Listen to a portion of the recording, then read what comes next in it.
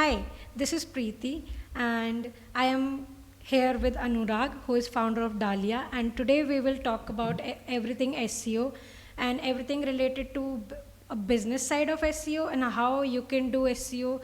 And there are a lot of questions that we will address today. So, Anurag, how are you doing? Hi, Preeti. Hello, this is Anurag, and I am founder of this company. It's a matchmaking app called Dahlia, and I'm doing good. Yeah, I met Preeti about a few months ago when I asked her to help me with all things SEO because just like every one of you out there, I was as confused about SEO, and I didn't know how to start, where to go, what is the thing that we should do. And I found Preeti on Wellfound. Wellfound, for those of you who don't know, it's a recruitment platform. It's like works like pretty much like LinkedIn Jobs, and that's where she reached out to me and offering her services. Long story short, I saw that she was very knowledgeable in what she does, and I was intrigued, and I wanted to work with her. And that's when we started working. And it's been, I think, about 3, maybe 4 months that she has helped us revamp our website, considering all the best SEO practices. And since then, there is so much that I have learned about SEO, and there's so much that I know that she can teach you all. And this is what I asked her to do. Like I suggested that might as well do a podcast or a webinar of sorts where we address major SEO problems for the 21st century in 2024. So I feel if everyone of us can learn just a little bit about SEO from her, we can, even if we do not have a person like Preeti working with us, we can definitely do good things and rank higher on Google and other searching platforms. Sounds great. So, like, as a business owner yourself, like, I want to start with you first. How do you What made you feel like you should be doing SEO for your own website? Well, so whenever you have, say, a business, there are two parts to the problem of making your business successful, right? So if the challenge is to be uh, like successful, there are two things that come in the way of it. One is your product itself, which is more about the technology behind it, the innovation, the key idea, and how you execute the product, so the development. And then the other part is distribution. And even though for my product, which is a matchmaking app, the product problem was kind of solved because I'm working with a team of people, who are helping me build this as far as the design development is concerned. But the second part, which is distribution, our distribution involves all of what makes your product go to other people, right? So it's about marketing, it's about, okay, so branding, marketing, it's about sales, but it's also about discoverability in the first place. And that discoverability is what I think SEO does. So if I want people to know about me, there are two ways in which people can know about me. One is that I tell people, hey, this is me. And this is where your ads and like performance marketing comes in play. You are doing things in order to be noticed by people by telling who you are, right? Look at me. And this is your like loud way of telling the world that here I come. And then the second bit is when people are looking for something, they're not looking for you, they're looking for something, and then they happen to come across you. And this usually is how I felt like SEO, like this is where I felt SEO becomes most important, right? Because the only place, so as of now, like obviously now many more platforms have come into the picture, but what I noticed was that the only place where people are going to look for you, apart from like Instagram and other social media platforms, is Google, the biggest search engine ever, right? So if I'm looking for something um, that may not necessarily point out to me, but points out to the service that I provide. Um, like that's what I read, that's what I was told, that this is where SEO comes in and you have to master that.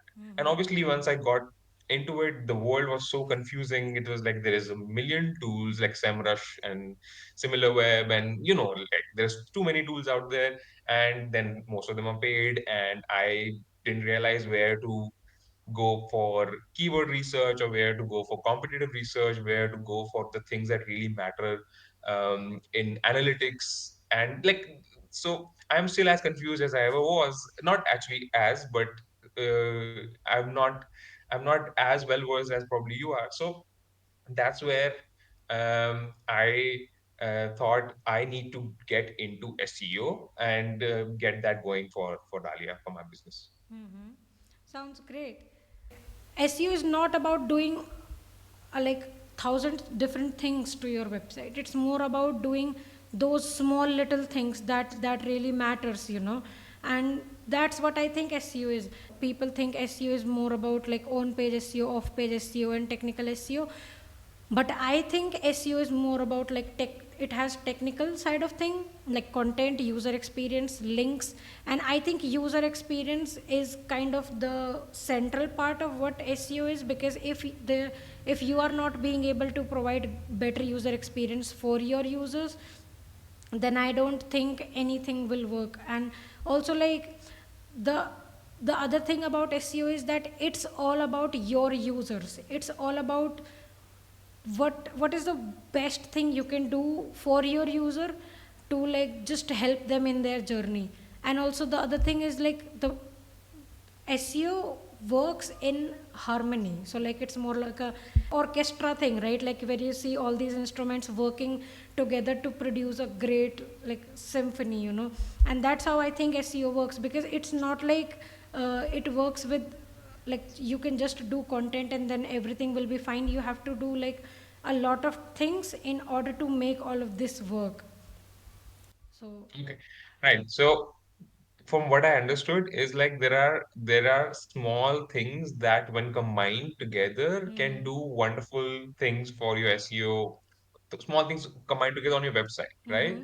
So maybe you could tell us like what those small things are that contribute. What are those few things that is really important? And like when you say user experience, what is that number one thing that matter to a user? Like how does Google know what matters to users? okay, I think like there are a bunch of things in this equation. So I think when you okay, let's talk about user experience first. So I think when you start with user experience, you before going outside your website and looking at the search ranking itself, you have to like first ask yourself, are we making a website good enough that people will stick on our website? We have to we have to evaluate our website from a like a second or a third person's perspective. So like ideally from your user's perspective. So like if your ideal user is coming to your website, how are how will they navigate through the website? Like they might click a button, or they might scroll down or something, and they might want to read more about you. Or they like one of the things that like I talk about in SEO is like not in SEO but like from more of a user experience perspective is you have to have some sort of call to actions for your people. Like what do you want people to do when they come to your website? Because it's not like not everybody is like randomly scrolling website. Maybe not everybody is like me who randomly scrolls website, but like if a user is coming to your website, they must like you must give a reason for them to stay, right? You must give them something that yeah, we have this thing and you should do this thing.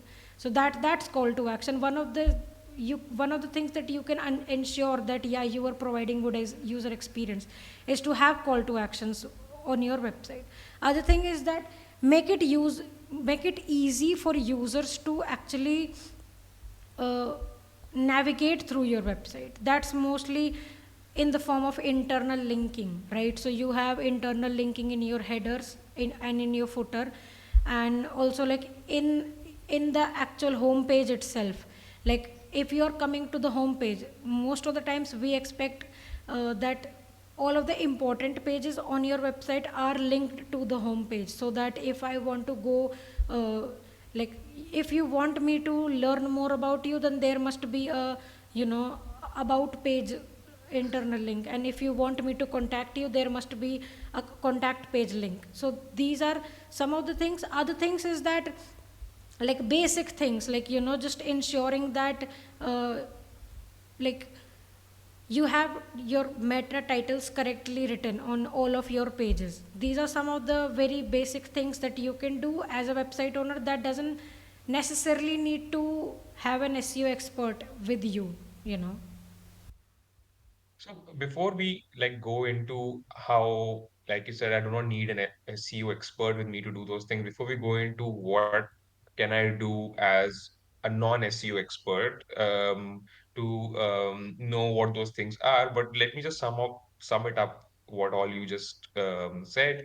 One is to get user to spend more time on, so I'm guessing that is through engaging content, Yeah. like having the content that makes them want to come and stick to your website, right? And then obviously giving them something to do, so a call to action, or maybe like to see similar things navigate around the web, so around the website. And then obviously the ease of navigation itself, as in how easy or difficult it is for them to go from one page or one section to another, right?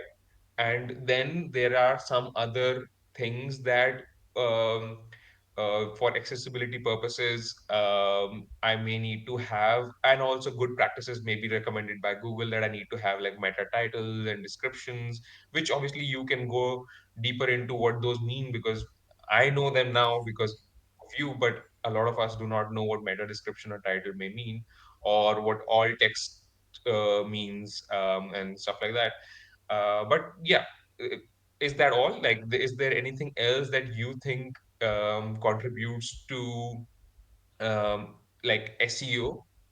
Like there are obviously a lot of things that like that could be maybe out of scope for this entire conversation, that are like the one of the main things that drives SEO is content. Like without content you don't like it could be hard, you know. You can have the like the fastest pages ever, you can have the like the best user experience, they are sticking on your website, they are doing what you want them to do, and like they like yeah basically, and people know you and everything is great, but like if you don't have good engaging content that actually helps them without trying to like, you know, satisfy the need of a search engine. Because one of the things I hear a lot is that you need to have like a certain word count of a content, and you need to write the content certain way or something. So like Yes, I have also heard that, and I've tried to do that, but I don't know, on a scale of 1 to 10, how much do those things really matter? it doesn't really matter, you know, when you're actually creating content, like you need to just ask yourself how many words will it take for you to actually explain that information in depth to your users. Because sometimes, you know, when you are creating like if we are just purely talking about a blog content and not like your website's copy, if we are talking about blog content, it's more like there are some questions or some topics where users don't want to read that much. Like if somebody is writing a blog, like I don't know, like how much is net worth of Elon Musk or something, it must be a single Right. number, right? You don't have to like explain his entire life history on the blog, you Yeah. know. So and Yeah. that's more like trying to think from a user's perspective and think, okay, if I'm talking about this particular thing, how like how much information do I need to actually give the users before they know this thing. So I've noticed on the web, like especially when it concerns to one word answers or single line answers, Google usually gives out on its main page itself Yeah. without you having to go somewhere. But obviously, it is referring to some website, some search, like some platform, right? I want to see what is let's say I am that person who is providing that information. Let's say Elon Musk's net worth is $300 billion, right? So now I provide that information. Google happened to pull it up and show it as their main featuring snippet, right? How does that benefit me or benefit anyone when the information is really available by the Google itself? Does that also contribute to my SEO? Okay, so this is, I guess we are going into some controversial topics or something, because it's like this is one of the concerns for website owners, right? Because if they are targeting keywords like these, where the Google is giving the answers on the SERPs itself, the user don't have to necessarily go onto a website. Let's think of this way, like if your whole website or if your whole business model is centered around writing things like these, like writing people's net worth or something, and like one word answer that you don't necessarily go to a web page to check all of that, then it might be time that you might want to shift to different Long form. topics. Yeah, like not long form, but it more like these topics can be considered as like the top of the funnel sort of content, where you like, it doesn't even matter if Right. users know about you, they are just here for the Right. answer. And a lot of times it's Right. more like these days, like searching and SEO is more about targeting those middle of the funnel and bottom of the funnel sort of keywords. It's more like you can, like, so if you have like matchmaking app, instead of trying to answer questions that are way too generic, that doesn't even like connect with you, we can talk about very deep topics that are actually related to your product and actually solves the problem for the user.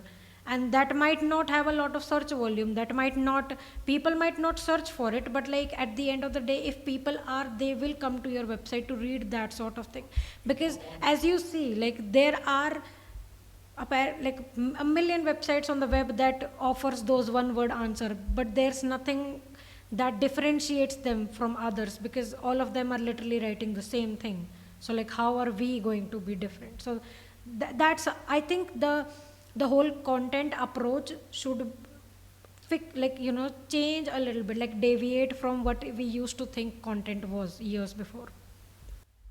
Right. So that is a good segue into my another query, which is about writing content that matters, right?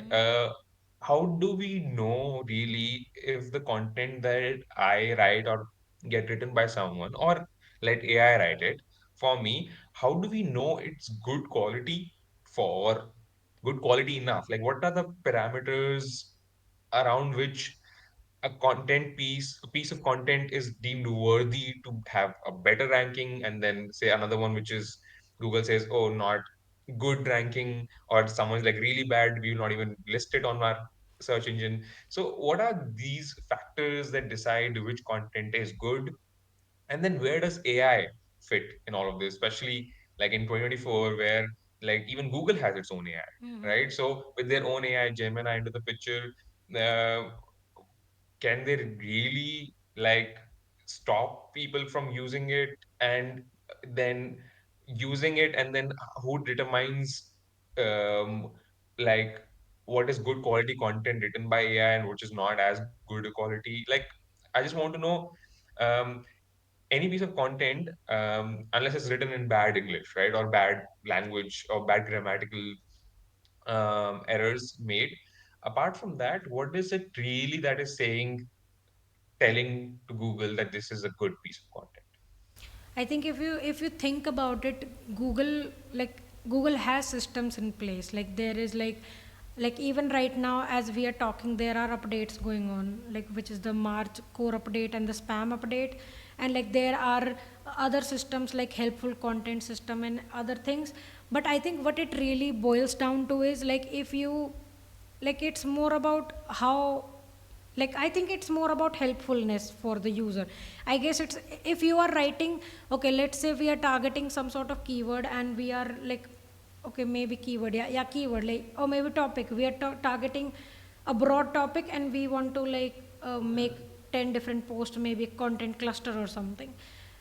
So like, if you already go on to SERPs and see the content that is already there, how are we differentiating from that content? Because it's like, if even if we are like ranking number 2 or number 1 or something, how, like, it must be very hard for the users and the search engines to determine which is the best content, right? But I think it's more about sharing your unique perspectives, sharing what's not really there. Because if, like, Google obviously has signals, right?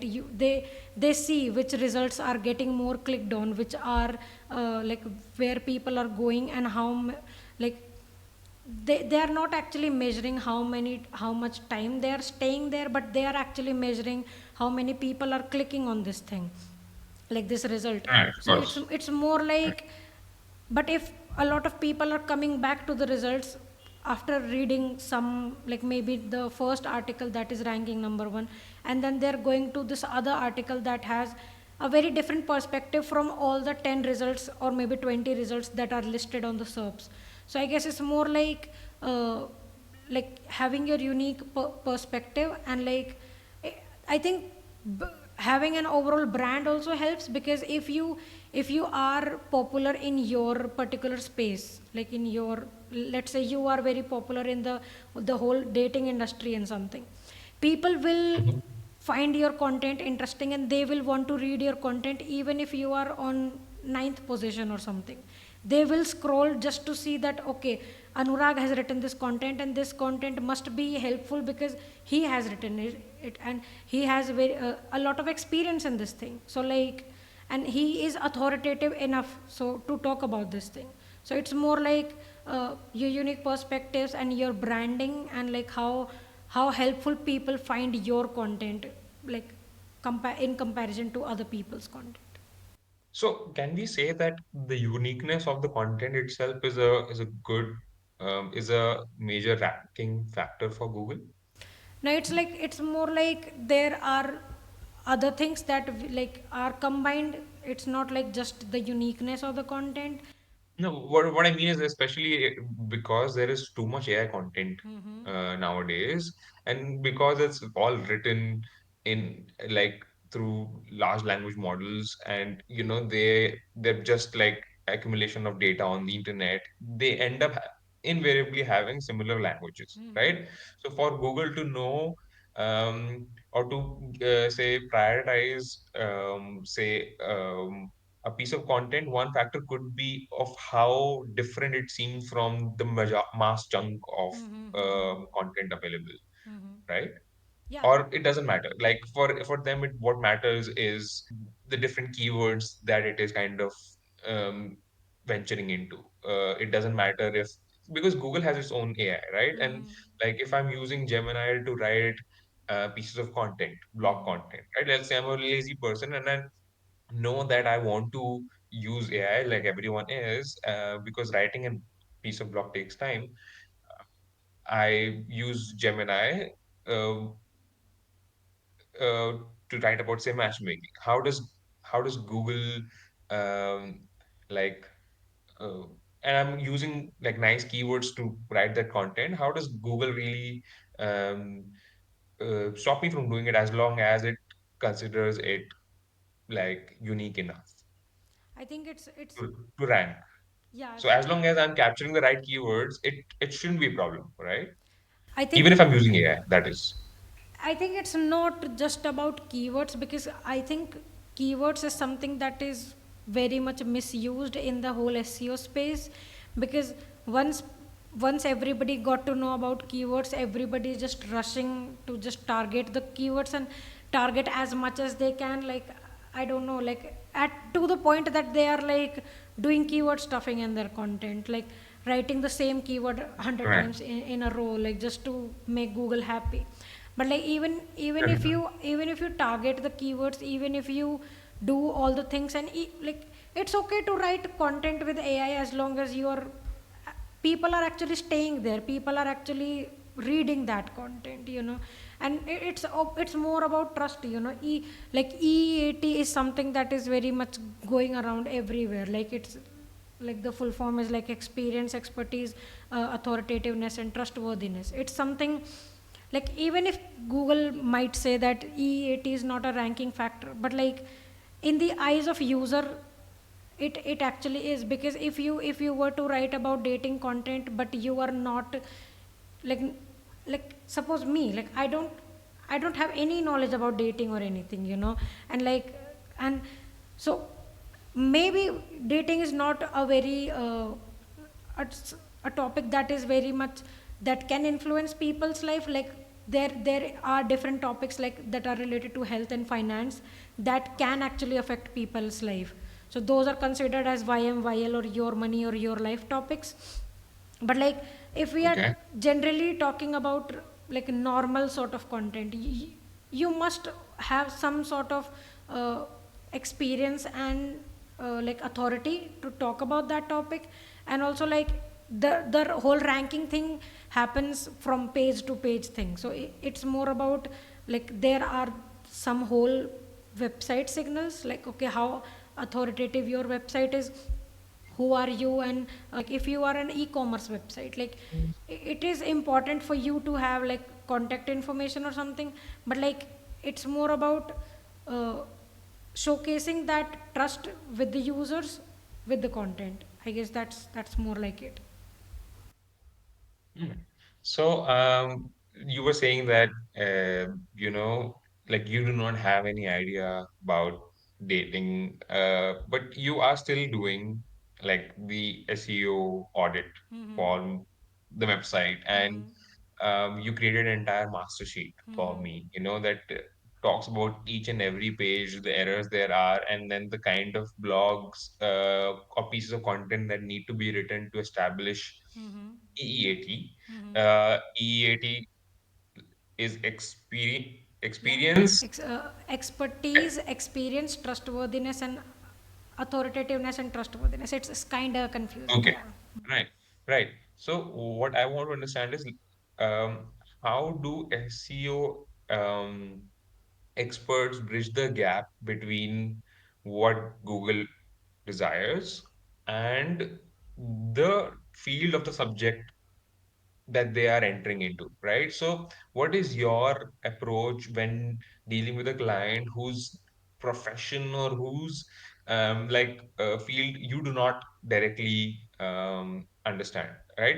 Like there must be some um, tools that you use to understand if I, as a matchmaking platform, am able to target the right keywords or the right kind of expertise or authority or experience or trustworthiness, given that you also do not belong. Like if I was, if you were a psychologist and if I was talking about mental health, you would know if I'm, bullshitting or not.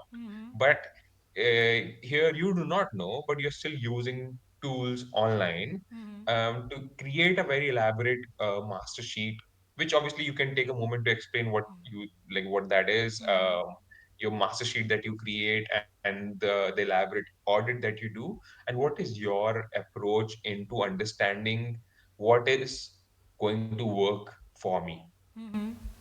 I think even like okay, there are a lot of people who work with industries that like okay, there one of the things is that even if you don't have direct experience, so when I say that I don't have experience in as in dating, it's more like I am not very much authoritative enough to write content about it, okay.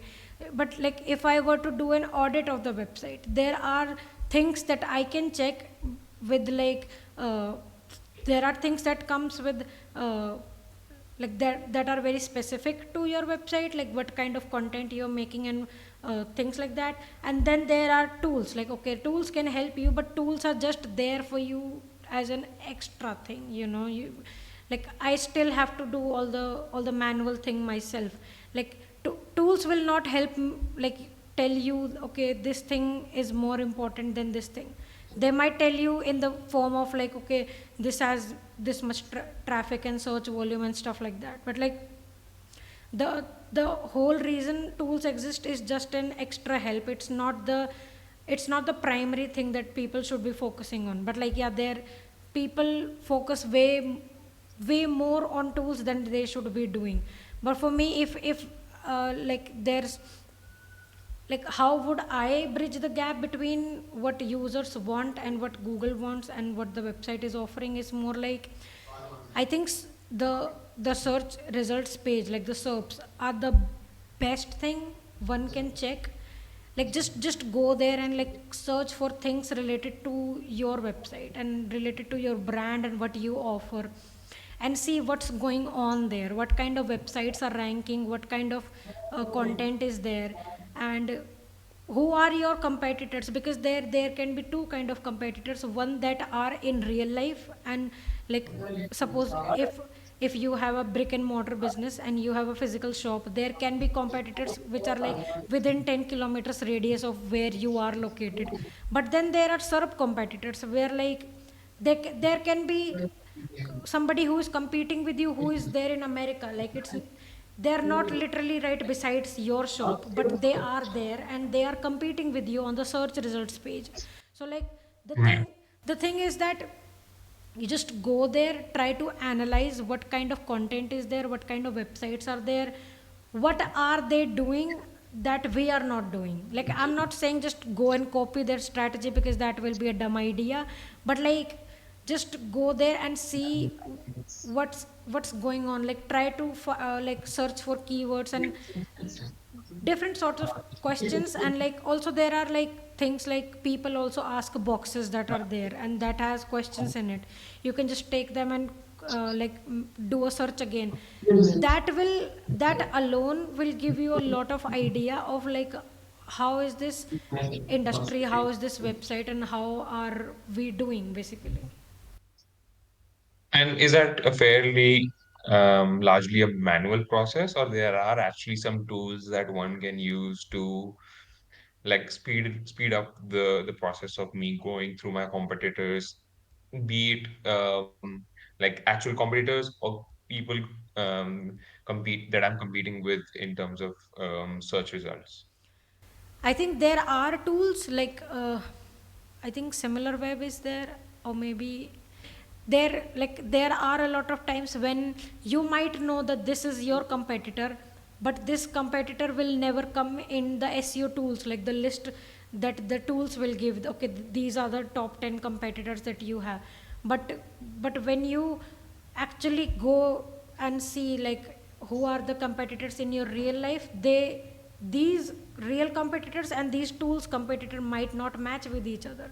So that's why it's important to do the manual work, and that's where I think the expertise of having somebody to help you can like help, just because they can understand that better, and also you as a business owner can understand that, okay, these are my competitors and this is yeah, this is what they're doing, this is what we are doing. Right. So obviously, like I tried doing that by myself before came along. And the problem is usually that there is so much information in different categories and different aspects of the business, not just in terms of competition, right? There's so many aspects of and so many like parameters that are affecting my rankings that it's hard for me to put it all down, right? And that's why every time I'm confused, I refer to the master sheet or the audit that you had done early on around our website. And there are obviously like certain things that you pointed out, things that needed improving, things that were errors and some, uh, soft errors. And I mean, I just want to know, um, is there a template? Is there a few metrics that I need to watch out for and record them in a systematic way? because as a user who is all over the place and who's not an SEO expert, we do not know where to start and where to stop, right? So maybe you can tell us like the things that are relevant for every business, to know for sure and to have them categorically organized in one place, like what are those things that I should have um, in my audit, you know Okay, so like if we are just okay, are we talking about like the actual metrics, like what metrics are we tracking, or like Sure. Yeah, yeah, the metrics that are important for me to track when as a new business, as an uninformed um, business, or as someone who's just starting off their brand, you know. okay, so there okay, so metrics or KPIs or something are different from for every single business, like uh, based on their business model they might want to track how many people are clicking their contact page button, because uh, they are looking for people to get the demo, so they might want to track their demo pages, like how many people are going to the demo page and how many people are scheduling a call with them or something. Or maybe like they're tracking like yeah, actually how many people are scheduling calls through different softwares, like how many people are going from your website to maybe Calendly and scheduling a call there. Or like I think generally speaking people track things like how many views a particular page is getting. So like if you have some important pages on your website, you might want to track how many views this is getting. Right. But my concern is largely around, say, if I'm not getting any of those, right? And I know that that's because I do not rank anywhere, right? Only the people who I give my website to are the ones who are really visiting the website, if at all, right? So this is me as a total fresher who is just starting and who wants to work on a few things to make sure that I start ranking, right? And I understand that that may not be such an easy question to answer, given that there is a lot of work that needs to go. But I want to know that, like, what is your approach when you take on a client and you see that, they're a fairly new business and they have just launched, right? Let's say I've just launched my website. What are the few right off the bat things that you would make sure that you check and then you advise your potential client to, go out for? What are the first five things that I do just so that I have an upper hand without me having to go to an SEO expert, right? There are some things that need me to um, at least know about my website. Maybe the people that I'm giving my website to, what are they clicking on? If at all they're even clicking on something, right? How do I even know that uh, that like what is working or what is not working, given that I am a new business and I have no idea about what's going on with my website. Like I made a website on WordPress. The easiest thing to do as a non-technical person, I made a website. But how do I then go on to check what matters and what needs working on as far as the SEO is concerned? Okay, so one of the things that I really want to put out there, like just as a disclaimer thing, is that you have to at least put like effort into your website at least for like a year or maybe 1.5 year before you see anything. Like it's okay, like you just have to, it's more like investments, okay? Like you are like starting an SIP or something, and like it says like you have to invest like SIP starts as low as 100 rupees a month, okay? You can do that, but like after doing it for like 6 months or something, you'll be like, what's even going on, like it's not getting anywhere. But like as you see, like the point that I'm trying to say is the compounding effect. Basically things compound with the time, and SEO is more like that sort of investment.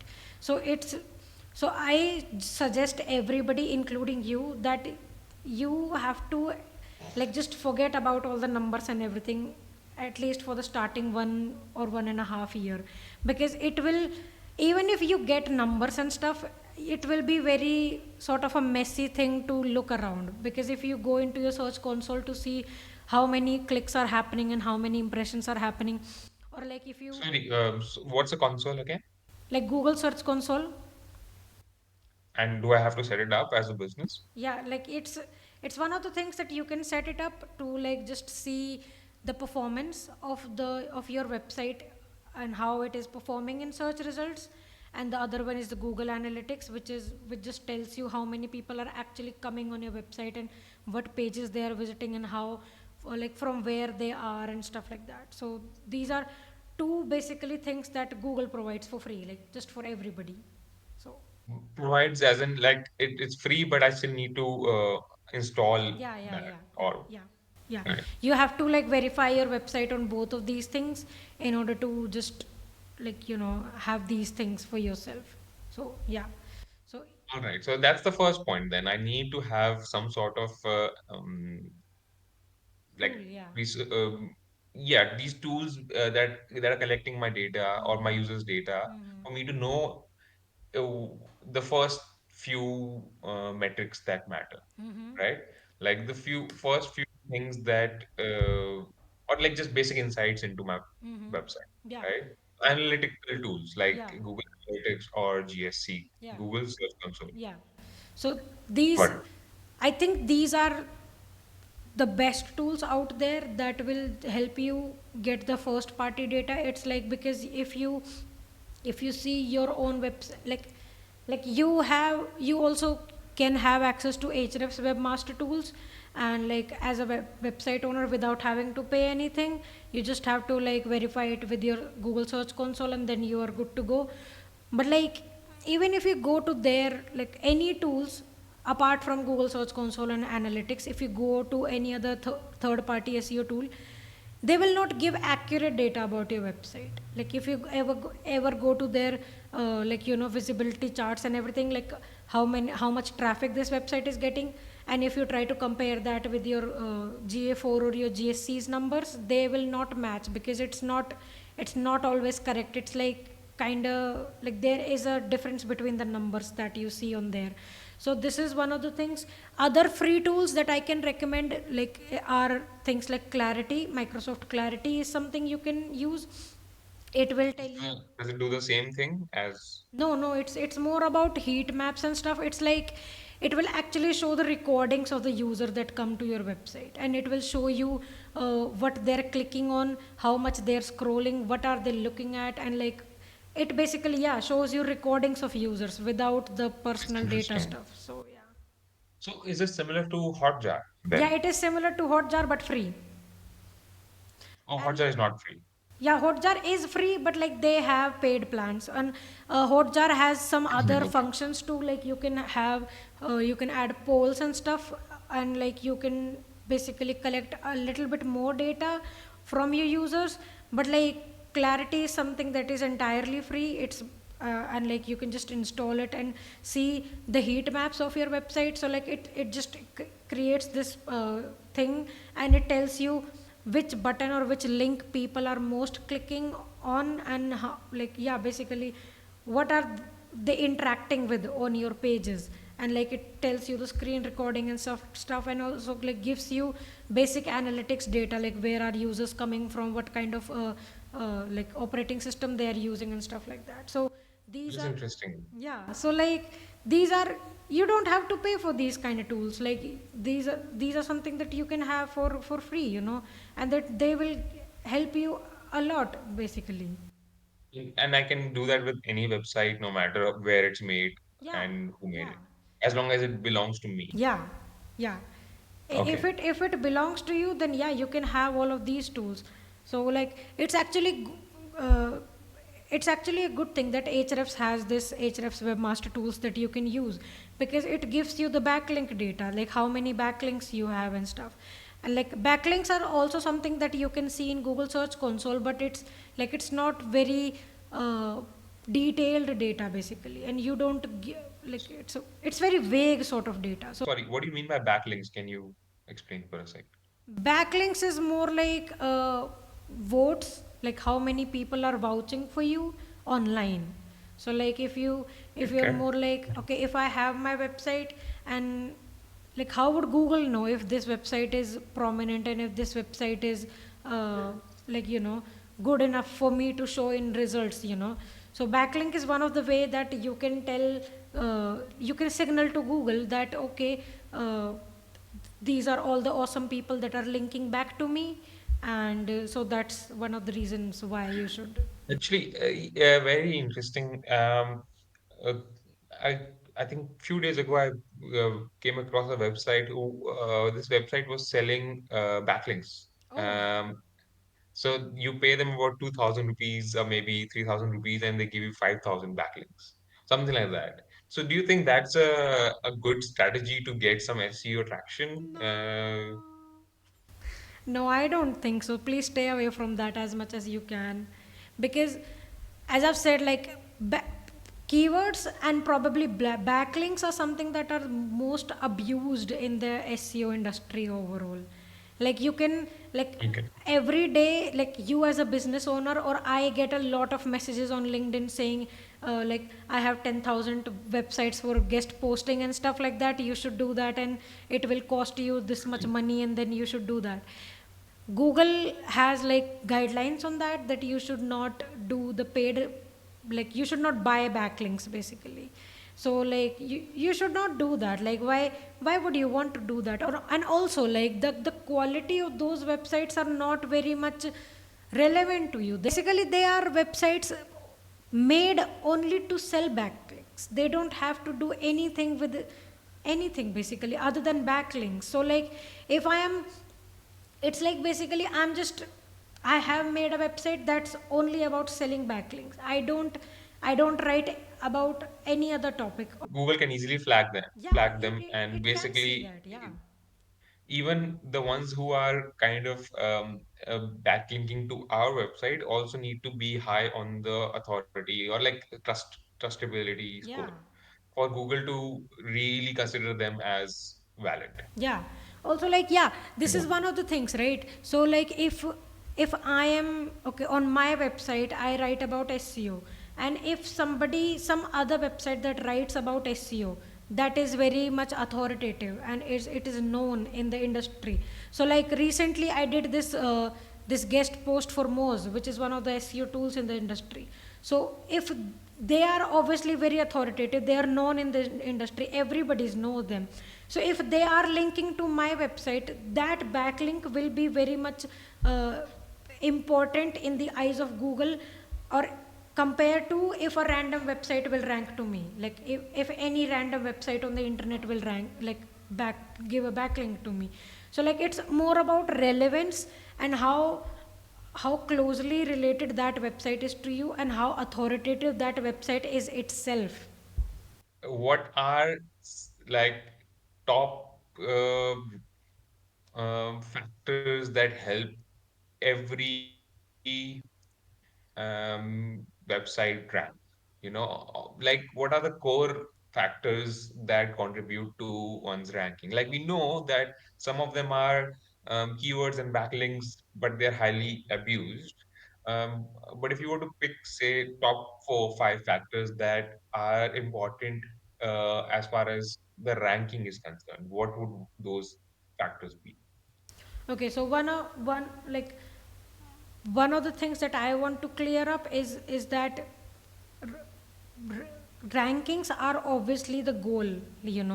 Rankings is something that people want to do, but like the overall focus of somebody has to be like to build a holistic brand that doesn't even that has ranking things. Like you have to rank obviously higher in Google and stuff, but like you are not doing it just for the Google itself, but like just being everywhere your users are. So if your users are more on social media channels, then you should be there. So this is one of the things. And other things is that, like if I just talk about purely from the website's perspective, then there are some things that you can do. Like one of the things is that may it's about your home page, right? Like just your home page is the most important page of your website. Google has said that multiple times. And consider your home page as your front door of your house, you know.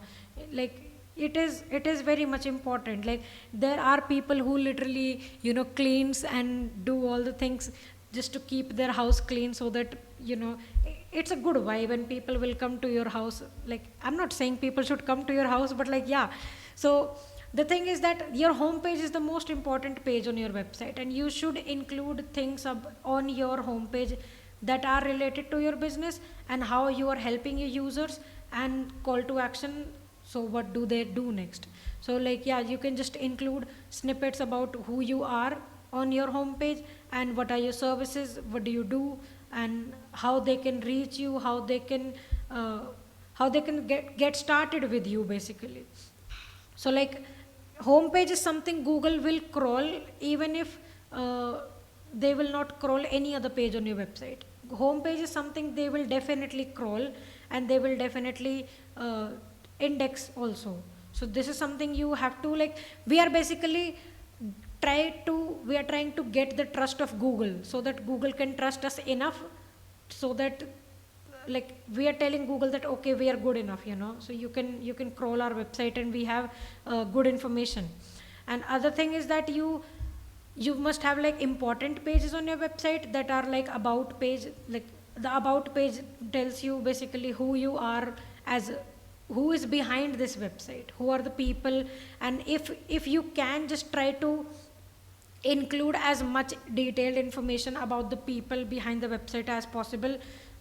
And like uh, if you have a website that is very much important, like that are related to topics like finance or health or something, like your money or your life topics, then you should also have a dedicated contact page from where users can contact you. Contact page is something that is, I think, very much common. So like every website has a contact page, even if you are not in the your money or your life category. And like, yeah, also like have a clear URL structure.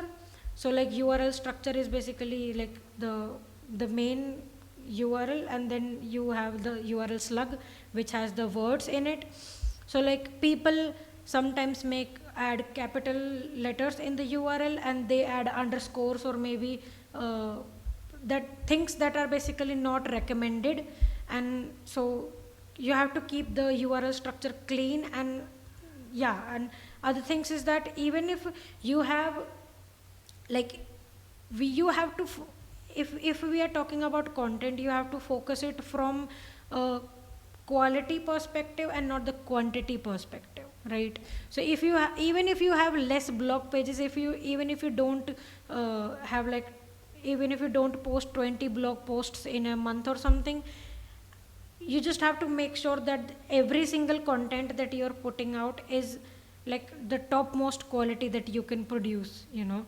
So that is something. And uh, like have showcase your authority, showcase your experience in the content, in the form of adding your unique perspectives, your thoughts, even if they're controversial, just go with them, you know.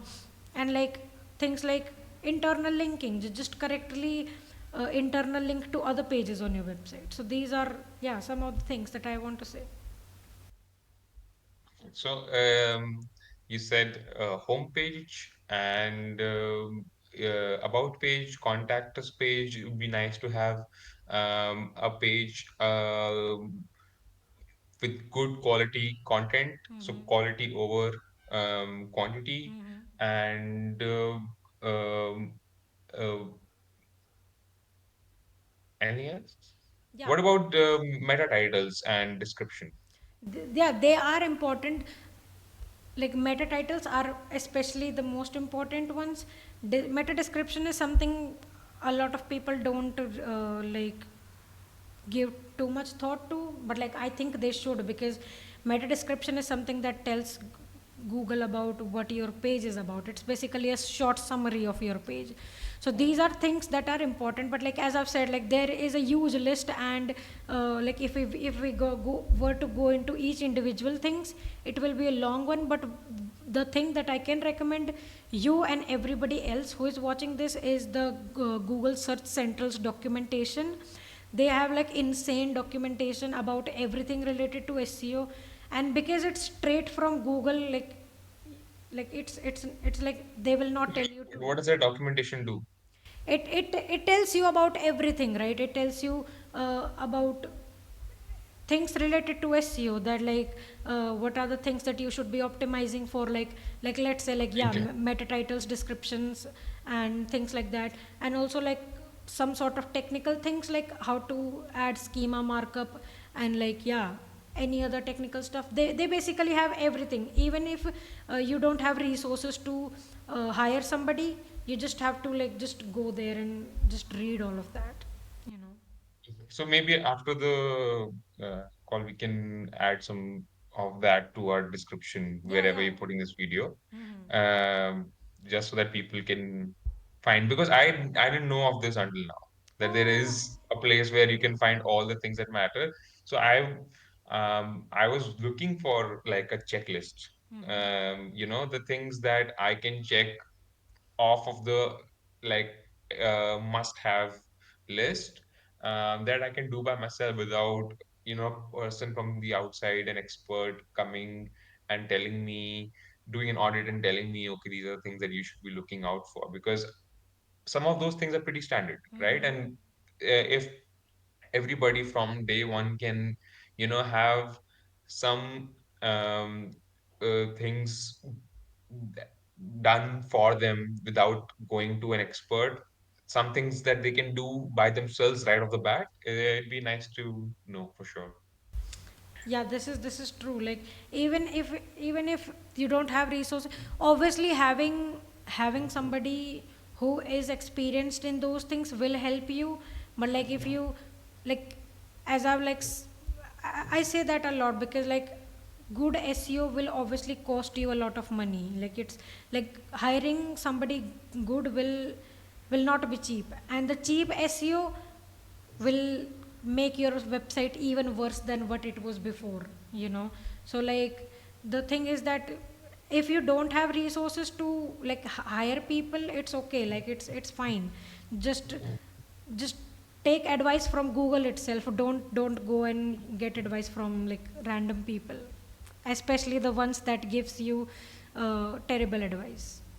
So, Preeti, Mm-hmm. you just spoke about um, why getting cheap SEO person will not really help. They might, in fact, even make the case worse for our website and website rankings. Mm-hmm. So, like, I am a person who doesn't know anything about SEO, and I have, say, a limited spending to do. I do not have agencies who can bring me verified people. Where do I go to find a person who I can trust to do my SEO for me? Like, what do I check in a person who I've just met, who claims to be an SEO expert? Uh, and for me, there is no way to know why they are good for me, but I do that still, because I don't know anything. So how does that work in that case? Okay, so the first thing is like, uh, if you are hiring like let's talk about the cheap side of SEO first. Like if you are going to an accountant or a lawyer or a doctor or something, you would obviously want to go to the best doctor or the best accountant or the best lawyer, right? You would not want to go to any random lawyer who just claims to do the thing, you know. And I think same goes for SEO too. It's like there are a lot of people who claim to do things, but like they will not, like they will try to make easy money, but they will not actually help you. They will just try to make uh, themselves the money thing, you know. And it's more like they, one of the things that you can basically check to make sure if you're hiring a good person is that is about guarantees. A good SEO will never guarantees you that you will rank in certain amount of time, or you will get certain amount of impressions or certain amount of uh, clicks or whatever, basically, because SEO is not something I can control, because I don't like, as an SEO I don't have any connections to Google or something. It's not like I can just phone Google and I'm like, yeah, this is my relative's website, this is my client, can you please make them rank higher, so I can't do that. And there are a lot of unknowns in this thing. And like it's a bit weird that I can't guarantee anything besides me doing all of the good things that an SEO should be doing to the website, but I can't guarantee things. So if people, like, there are, whenever you try to talk to people, and they will be like, yeah, we will make you rank in 30 days, and these are all your 10 keywords, we will make them rank number 1 in a certain amount of time. And they will and you can also see that they will uh, do some practices that are not recommended by Google. So like, if talking about the things that Google doesn't recommend are things like buying links or something, and or like doing spam on your website. And like, Google has already like the documents and everything. But like, if we actually talk about like how to hire them and what kind of questions you should be asking, I can actually like share this screen to show you. Mm, okay, so this is the documentation from Google itself, and it tells you what kind of SEO, you know uh, what kind of questions you should be asking. So these are some of the potential questions, like, can you show me examples of your previous work, and can you like, do you follow the Google search essentials? Google search essentials are basically the guidelines by Google. And other things are, do you offer any services or something that, like, you know complement your search business? And like, what kind of results does the business owner expect to see, and in what time frame? And what is their experience, in the country or city that you are doing SEO in? And what are the like, experience in developing international sites, if you are planning to do international SEO? And like, what are the techniques you have? There are like other questions too. This document, this particular page in general, has a lot of like, good tips for, hire a good SEO. So these are some of the tips that you can take from this document, and also this website in general, because Google has the best resources ever to learn about SEO. So like, yeah, these are the questions you might want to So ask. the document that you just showed me the questions that I need to ask the other person. Mm-hmm. But Google didn't tell me what the right answer to those questions is. I think Which if yeah. you go to the document again, Mm-hmm. you'll see that the fifth question maybe was, um, what is the success rate and in what time frame? Mm-hmm. So, but you told me that in that scenario, if the expert is guaranteeing me something, then I should stay the heck away from that particular person, Mm-hmm. right? So even though the question is there and I should be asking, until you told me that if a person gives me guarantees, I should stay away from them, I wouldn't have known. And that's where the trick is, right? Like, knowing what questions to ask, but also expecting what answers Mm-hmm. in return is, I feel, the trick that at least Google has missed here. Like, Google didn't tell me what to expect as an answer. So I just asked the question, and the opposite person, as long as they're confident, can easily fool me. Yeah. And then well, give them my money, and then I realize that I have been scammed, Yeah, right? it's like, yeah, one of the things is that the guarantees, but like, the particular question that you're asking is more about like, how, when should a business owner should expect results. So like, I think the answers are in the document itself, but if they are not in the document itself, they must be in some other page. But it will be, you might find the answers to all of these questions on this website itself, like all the documents, like the answer will be there, but like it's more like you have to just do a little digging to find that answer. But for like Sounds great. but Yeah, no, I mean, I think we just need to go deeper and do our own research yeah. before we end up finding. Um, because as a person who who largely goes by say reviews and ratings, I'm the person who's going on Zomato or say going on Amazon. I would end up finding the product with the highest number of ratings and the highest and the best reviews, and I would end up buying it without thinking twice. And that's the same when it comes to hiring people, right? So if I go on a place on a platform like say Upwork, or any other freelancing platform. My go-to thing is that if I type SEO expert, you would see 100 plus people offering their services, and they're very well rated, right? They're 4.9 plus and like hundreds, if not thousands of reviews, and they're all helping you write, say, 5 pieces of content and 5 keywords being um, like guaranteeing you some sort of like ranking in 5 keywords in 7 days, 14 days, you name it. And that is what like um, clicks to me because I am looking at so many people trusting them and I have no reason to doubt that. So basically on the basis of past performance, right? So like you said, the beginning, if you're going to a doctor or lawyer, you don't go to a random person. You probably go with a person who has some track record. And when I go to a platform like Upwork, I see good track record, and then that makes me want to trust them. What do you have to say about that? Okay, so there is a, like, yeah, there is a bit of, I guess, twist to that sort of thing, because I personally don't like these freelancing platforms like Fiverr and Upwork, because they are, the quality of SEOs that you get there is not the best one. Obviously, I'm not speaking for everyone, because I personally know a lot of good awesome people who are on Upwork and who do awesome work.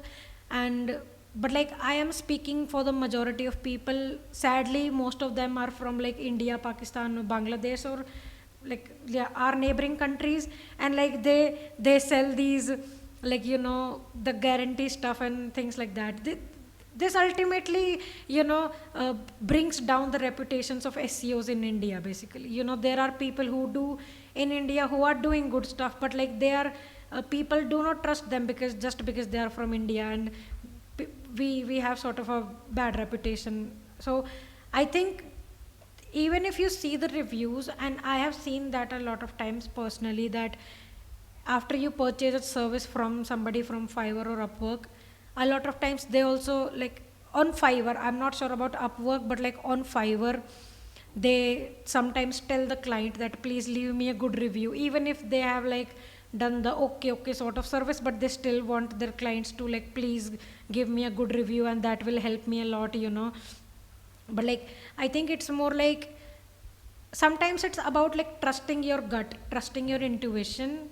And like, even if you see a lot of reviews on that person, they might not be the best person for you. And a lot of times it happens that, uh, somebody who doesn't have a lot of reviews, and like, who is like fairly new to the industry, will do great, but they, because they don't have reviews or anything, people will not trust them, because they don't have any track record or something, and they only know about theoretical things, and they don't know about the practical stuff. So it's kind of a, like a, I guess, dilemma or something.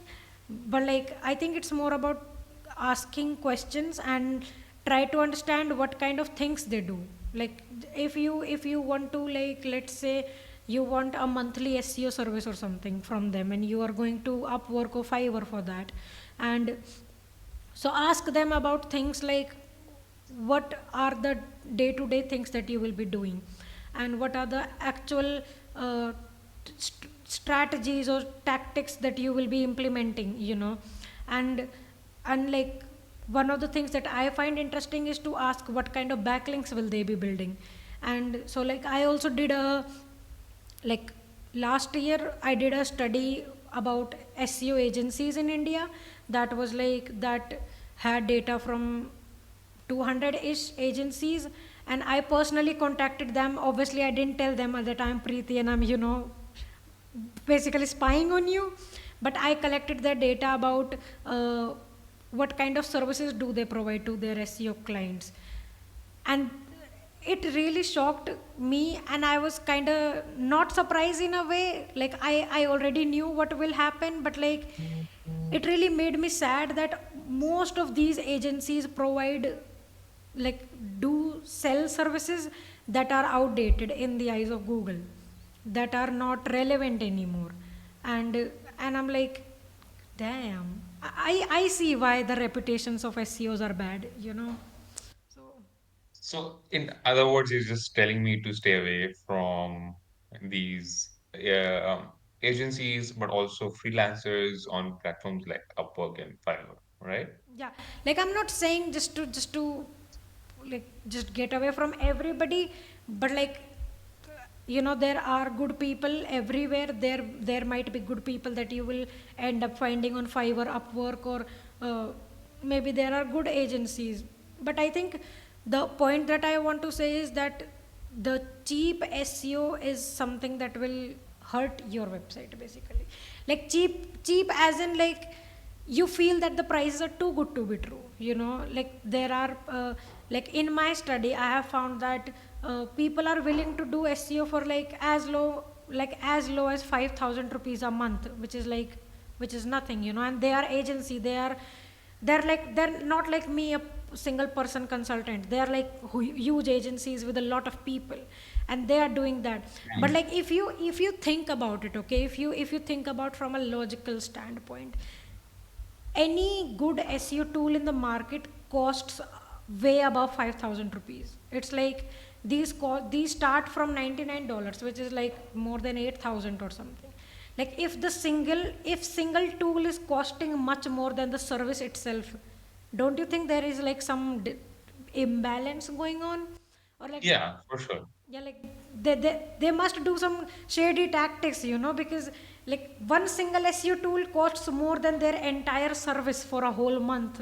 So like, Yeah. Or when there's real people involved and it's not a scalable agency like a SaaS product is. exactly. Like, I have also seen, like, in those agencies, like, I think we are kind of deviating, but like, I just want to say this thing, that in these kind of agencies, the SEO people are paid very less, because they are not charging enough from their clients itself. Like, if they are charging 5,000 from a client, what would they pay their people? So like, the main point is that there are some things, like, obviously you have to deep a little deep into the, like, the search central documentation to see and to understand what kind of thing you are getting into. Because like, let's be honest, if you try to buy a health insurance or something, and if you are like, doing a real thing, or making investments or something, you obviously try to learn about it, right, before doing that. If you, like, let's say, if I want to file taxes this year, I will have to learn about filing taxes. I will not just go to a random CA and I will be like, please file my taxes. So I will have to be informed about those kind of things. So like, same Yeah, is. but most of us like don't go learning about taxes. We just trust another CA, and that's where the problem is. I'm with you on this. It's just that most of us, because the jargon is so high and like it's so the syntax is too tough for us to navigate around, we end up going to a person who just knows better than we do, and we can trust themselves fully with one task, which can be, say, legal matter or accounting in another space or SEO, Exactly. you know? But like, even if you're like, try to, like, yeah, people do that. Even like even my father, who has a business, who, like, he randomly trust this his CA. And I'm like, how would you even know he is doing the right thing? You don't even know, like, he's with him, like, with for like 15 years or something. And like, how do you even Yeah. know he's like doing the right thing? So like, if, like, I just think that you have to be interested yourself to learn about that thing, so that you can be aware, at least a little aware, when you are trying to do these things. And because SEO is not SEO should not be confused with paid ads. ads are something you put money into and then you start to see results almost instantly. But like this doesn't happen with SEO. SEO is more like a long term investment.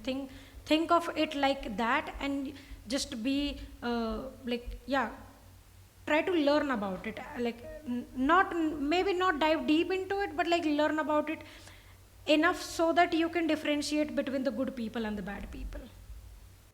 Question, which is similar to this one. So think of me as a person who uh, has a certain budget allocated to SEO related efforts, right? And this is just because, well, until 2 days ago, I didn't know what SEO is, and now that I do, I'm like, you know how we have a person who can probably do social media for us, right? I have thought of, say, a small amount of money that I want to use to rank higher on Google, but also basically to increase my discoverability in the long run, of course. But I have only a very small budget attached to that kind of experiment, the SEO experiment, right? So let's say I have 10,000 rupees a month available or allocated to this cause. What do I invest that money in? And like, should it be my effort should go in finding a person, or should I, like you said, $100 ka tool ka hai, like SEMrush will cost $100.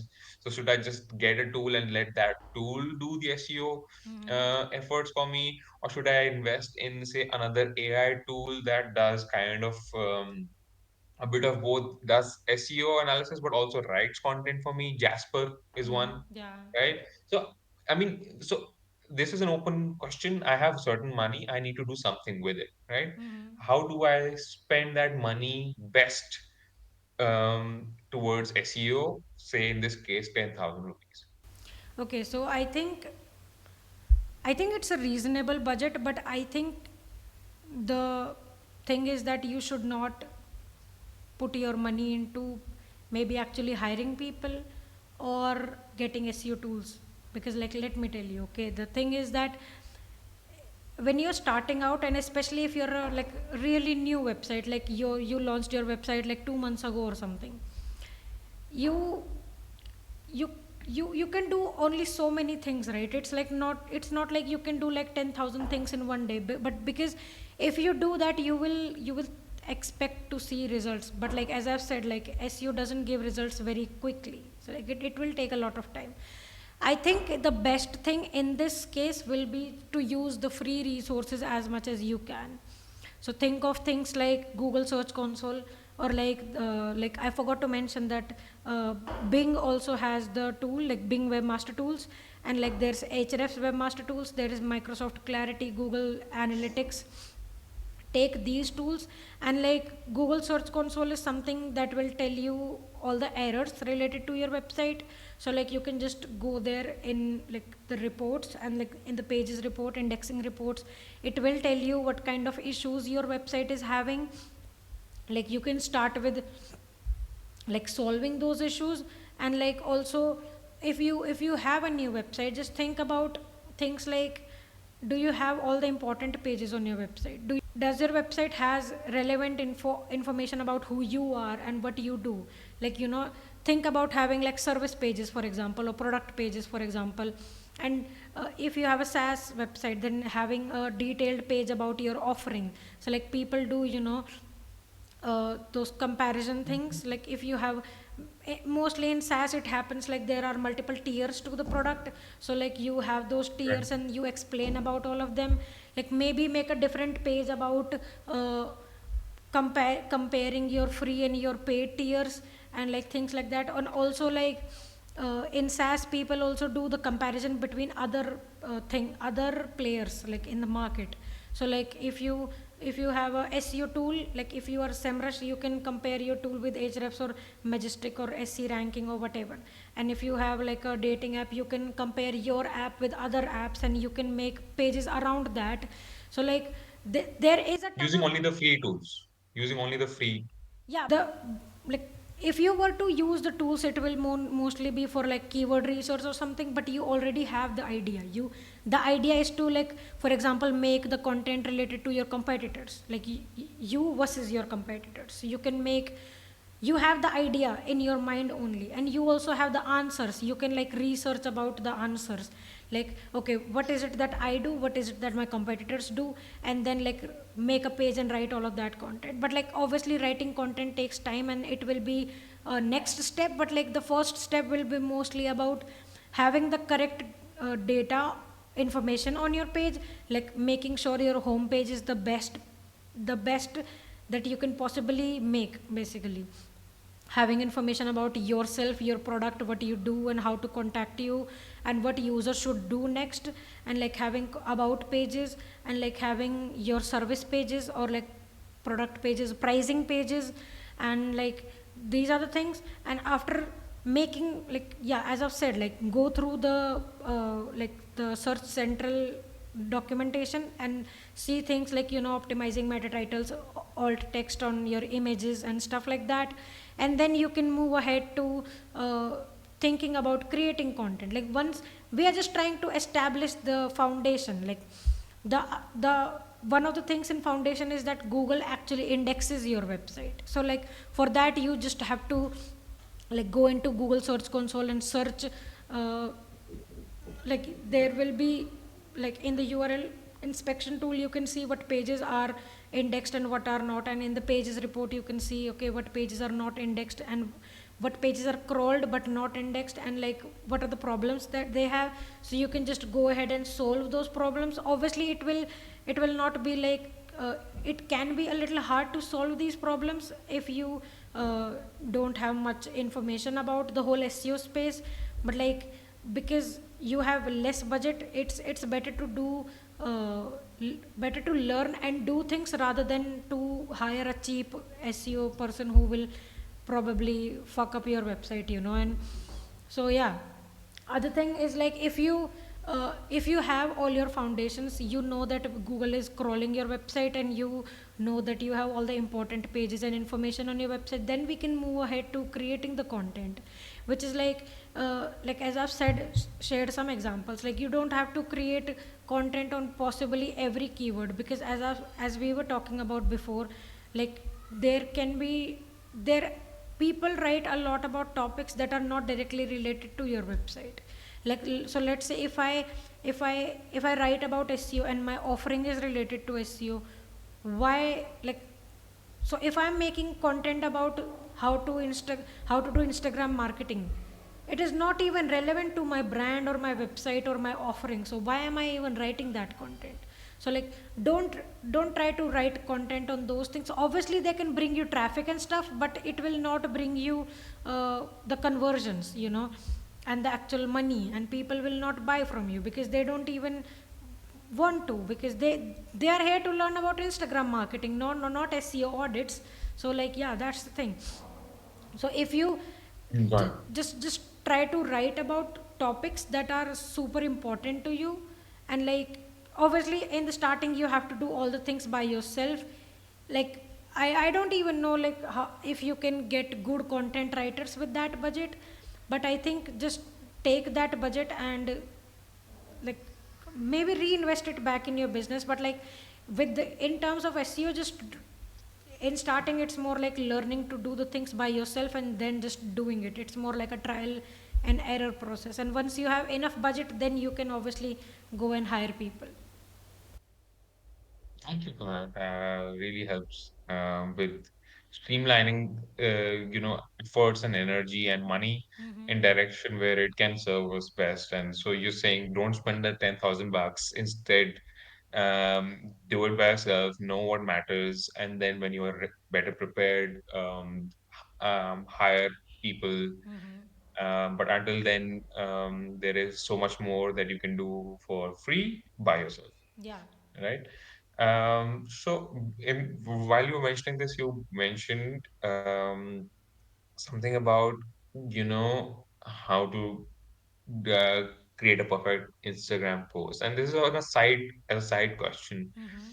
When it comes to social media, how does SEO work on those platforms, say Instagram or Facebook, if I need to make sure that, as growing up when we use those platforms, the only thing that we knew was hashtags.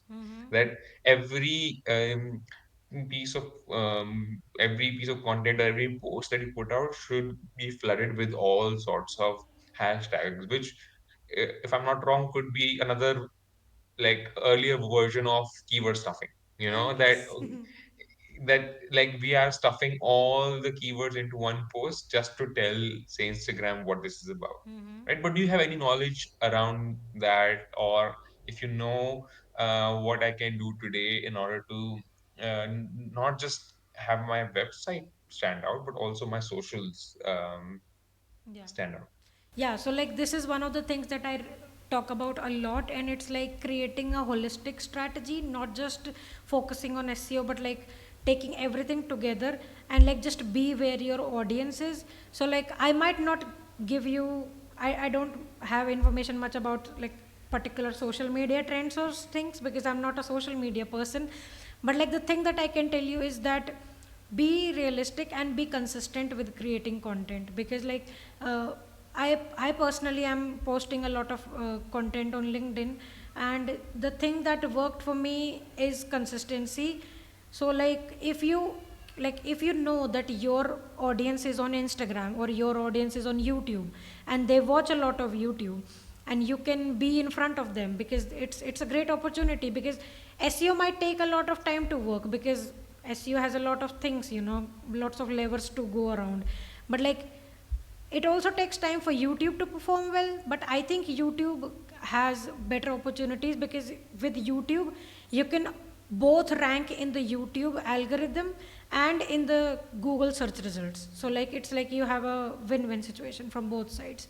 So like the the, the only thing I'll say is that just create content that like I think it's more of a trial and error sort of thing, and like yeah, like just try and see what kind of content works for your audience, what kind of content they enjoy best, and just be consistent with it. Like once you see that you are getting some traction, just be consistent with it. And What does consistency mean here? Should one be focused again on creating one piece of content, say, every day?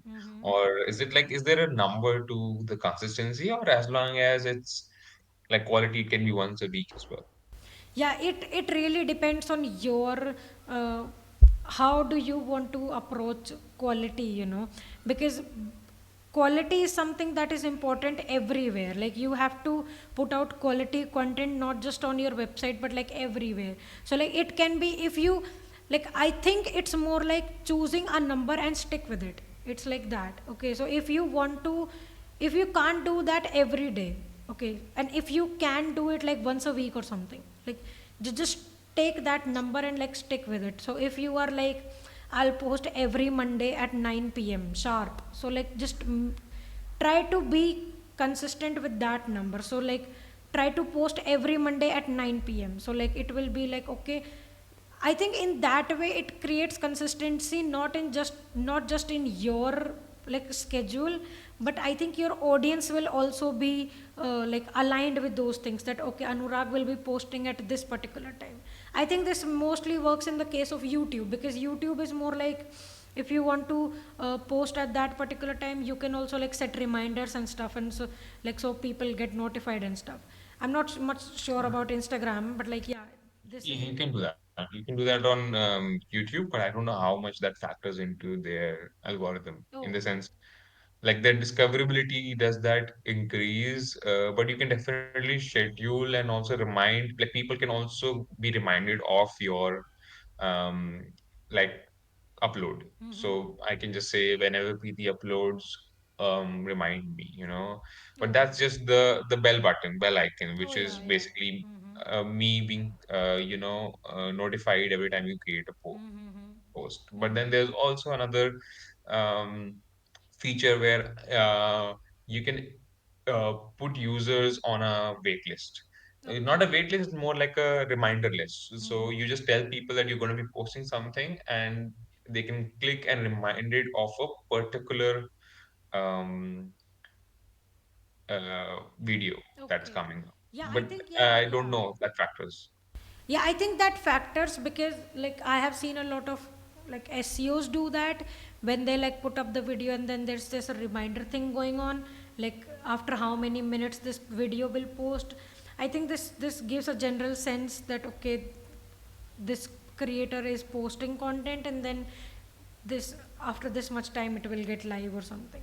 So I have seen people and I have personally done that myself like when I'm like patiently waiting for that upload to happen because of how interested I am in that content. So I think it sort of plays, but it really depends on what kind of content and how much connected you are to your audience, right?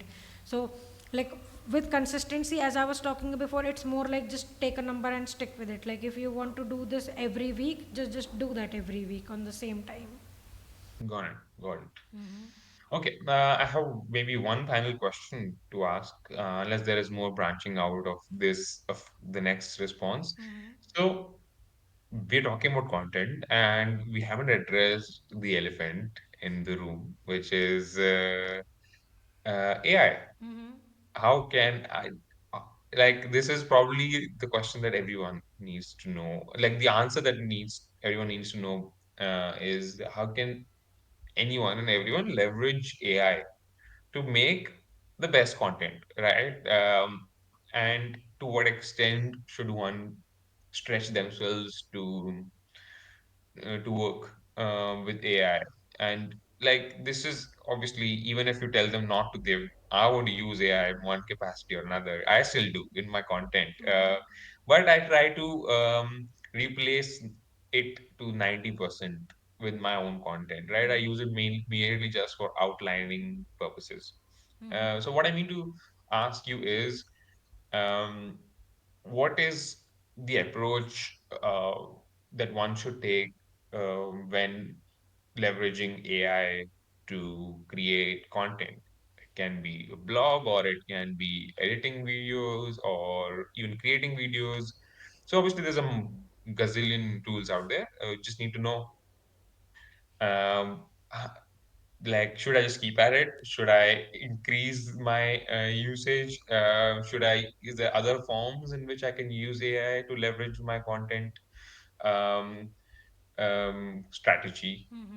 Anything that you have to say around it? What I personally think about AI is like what I think about SEO tools. Okay, it's like let's say you have money to spend on SEO tools and you have uh, like if you, me, any random person on the street or anybody on this entire earth can buy a SEMrush or Ahrefs subscription, they will get access to the same tools, the same keywords, the same things, literally the same thing. Okay, so what's there to distinguish basically? If you and I are competing against each other and we both are creating content on same keywords, targeting same things and writing the content in the same way, what's the differentiation thing? Okay, how would users and Google know which one is the better thing? You know, we come back to the same question again. So like I think it's the same with AI. AI obviously have to be more of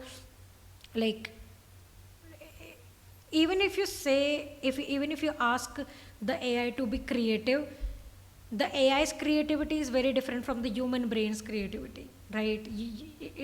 It's like very much gibberish most of the times. It tells you random things and you have to sort through a lot of these things in order to get the good content, and it also doesn't have all the things correct most of the times. Like it's more like it's talking with a lot of confidence, but most of the things he's like it is saying is wrong, you know. So you can create content with AI, you can use AI, but just be aware that especially in SEO it's more like if you use a lot of AI, it might happen that your content or your website will get tagged and you will like lose all of the traffic and like maybe most of the traffic. So I think it's not just from the SEO perspective or search engines perspective, I think it's more from a user perspective. Like the user know basically a normal internet user knows that AI exists. Okay, if they have access to internet and if they are searching, they, like, it's almost, it can happen that they know about AI and stuff. So like will not they get bored of reading the same thing over and over again over the 25 websites? So I think it's more about like creating a better experience for them, creating better content for them, even if it's like just like use AI, but like you have to sort through a lot of those things, I guess, in order to. I wonder what's Google's approach to filtering out AI,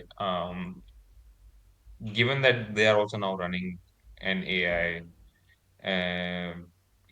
tool for people to write content, and not just write, do multiple things with it. But I'm wondering how they see this as the beginning of maybe another problem, which is the advent of, you know, content with AI written content, especially when it's free, like Gemini is, how would they tackle? But I don't think we know the answer to that, or what's their strategy in first giving people that, tool, um, and then, you know, still making sure that the internet is not cluttered with that information, at least their first page, right? First few pages, I'm sure that they should find a way to filter out the content that is not necessarily shouting I think like I think it's artificial. more like,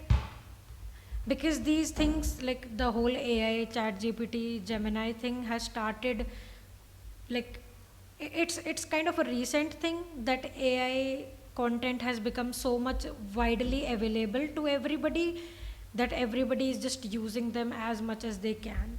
So I think Google is more like trying to understand and try to like see how they can tackle these sorts of things. Obviously it's not perfect and it will take a lot of time, and they are releasing a lot of algorithm updates along the way to tackle these things.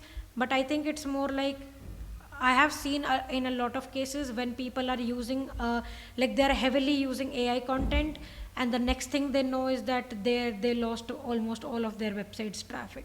So it's more Right. like, it's more of a gamble at this point, because like if you are basically you can do better up until like you are doing good, and then it will like just go away, everything will go away, and then yeah, it will be a sad moment, I guess. So I guess it's more like just do good things from day one. It's not like uh, try to do bad things and then try to become the good person. So it's more like that. So, do good things from day one is the motto of our Yes. life, and today's lecture is the the highlight Yeah. thing.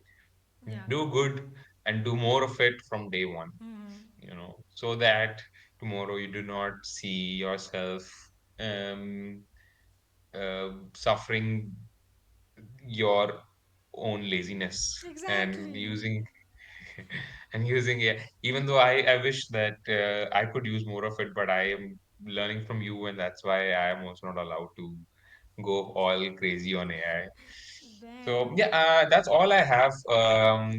Right. So this is it from my end. I do not have any more questions, but thank you, Preeti. This was really insightful and enlightening. I hope we can do more of these and address maybe more SEO concerns.